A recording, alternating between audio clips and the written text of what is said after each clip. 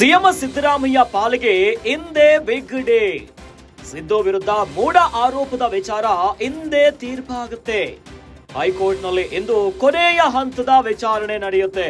ವಿಚಾರಣೆಯ ಬಳಿಕ ನ್ಯಾಯಾಲಯದಲ್ಲಿ ತೀರ್ಪು ಪ್ರಕಟವಾಗುತ್ತೆ. ಸಿದ್ದರಾಮಯ್ಯ ಹಣೆ ಬರಹವನ್ನ ಬರೆಯಲಿದೆ ಇವತ್ತಿನ ತೀರ್ಪು. ಒಂದು ರೀತಿಯಾಗಿ ಸಿದ್ದರಾಮಯ್ಯ ಪರ ಆದೇಶ ಬಂದ್ರೆ ಗ್ರೇಟ್ ಎಸ್ಕೇಪ್ ಆದಂತೆ. ಬೀಸೋ ದೊಣ್ಣೆಯಿಂದ ಪಾರಾಗಲಿದ್ದಾರೆ ಸಿಎಂ ಸಿದ್ದು. ಅದೇ ಒಂದು ವೇಳೆ ಸಿದ್ದರಾಮಯ್ಯ ಅವರ ವಿರುದ್ಧ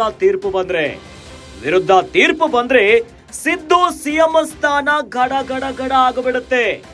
ವಿರುದ್ಧ ತೀರ್ಪು ಬಂದ್ರೆ ಸಿಎಂ ವಿರುದ್ಧ ಎಫ್ಐಆರ್ ದಾಖಲಾಗುತ್ತೆ.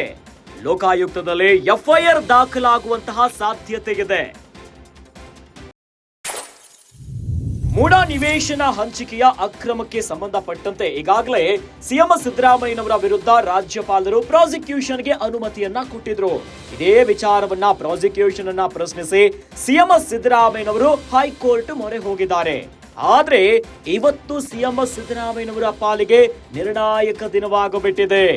ಸಿಎಂ ಸಿದ್ದು ವಿರುದ್ಧ ಮೂಢ ಆರೋಪ ಏನಿದೆಯಲ್ಲ, ಇಂದೇ ತೀರ್ಪಾಗುತ್ತೆ. ಹೈಕೋರ್ಟ್ ನಲ್ಲಿ ಇಂದು ಕೊನೆಯ ಹಂತದ ವಿಚಾರಣೆ ಆಗುತ್ತೆ. ಇನ್ನು ವಿಚಾರಣೆಯ ಎಲ್ಲ ವಾದ ವಿವಾದಗಳನ್ನ ಆಲಿಸಿ ನ್ಯಾಯಾಲಯದಿಂದ ಈ ಪ್ರಕರಣಕ್ಕೆ ಸಂಬಂಧಪಟ್ಟಂತೆ ತೀರ್ಪು ಬರುತ್ತೆ.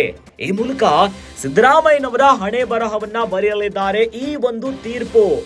ಒಂದು ವೇಳೆ ಸಿದ್ದರಾಮಯ್ಯನವರ ಪರ ಎಲ್ಲಾದ್ರೂ ತೀರ್ಪು ಬಂದ್ರೆ, ಆದೇಶ ಬಂದ್ರೆ ಗ್ರೇಟ್ ಎಸ್ಕೇಪ್ ಆದಂತೆ. ಬೀಸೋ ದೊಣ್ಣೆಯಿಂದ ಪಾರಾಗಲಿದ್ದಾರೆ ಸಿಎಂ ಸಿದ್ದರಾಮಯ್ಯನವರು. ಇವತ್ತು ಕೊನೆಯ ಹಂತದ ವಿಚಾರಣೆ ಇದೆ. ಅದೇ ಒಂದು ವೇಳೆ ಸಿದ್ದರಾಮಯ್ಯನವರ ವಿರುದ್ಧ ತೀರ್ಪು ಬಂದ್ರೆ ಸಿಎಂ ಕುರ್ಚಿ ಗಡ ಗಡ ಗಡ ಅಂತ ನಲುಗುತ್ತೆ. ವಿರುದ್ಧ ತೀರ್ಪು ಬಂದ್ರೆ ಅಕ್ಷರಶಃ ಸಿಎಂ ಸ್ಥಾನ ಗಡಗಡ ಆಗುತ್ತೆ. ಈಗಾಗಲೇ ಕಾಂಗ್ರೆಸ್ಸಿನ ಸ್ವಪಕ್ಷದಲ್ಲೇ ನಾನು ಸಿಎಂ ಆಗಬೇಕು ಅಂತ ಅನೇಕ ಕೈ ನಾಯಕರನ್ನೇ ಕಾದು ಕೂತಿದ್ದಾರೆ. ಇವೆಲ್ಲದರ ನಡುವೆ ಈಗ ಇವತ್ತಿನ ತೀರ್ಪು ಬಹಳ ಪ್ರಮುಖವಾಗಿದೆ. ಇನ್ನು ವಿರುದ್ಧ ಎಲ್ಲಾದ್ರೂ ಸಿಎಂ ಸಿದ್ದರಾಮಯ್ಯನವರ ವಿರುದ್ಧ ತೀರ್ಪು ಬಂದ್ರೆ ಎಫ್ಐಆರ್ ದಾಖಲಾಗುತ್ತೆ. ಲೋಕಾಯುಕ್ತದಲ್ಲಿ ಎಫ್ಐಆರ್ ಕೂಡ ದಾಖಲಾಗುವಂತಹ ಸಾಧ್ಯತೆ ಇದೆ. ಹೀಗಾಗಿ ಇವತ್ತಿನ ತೀರ್ಪು ಬಹಳ ಪ್ರಮುಖವಾಗಿದೆ.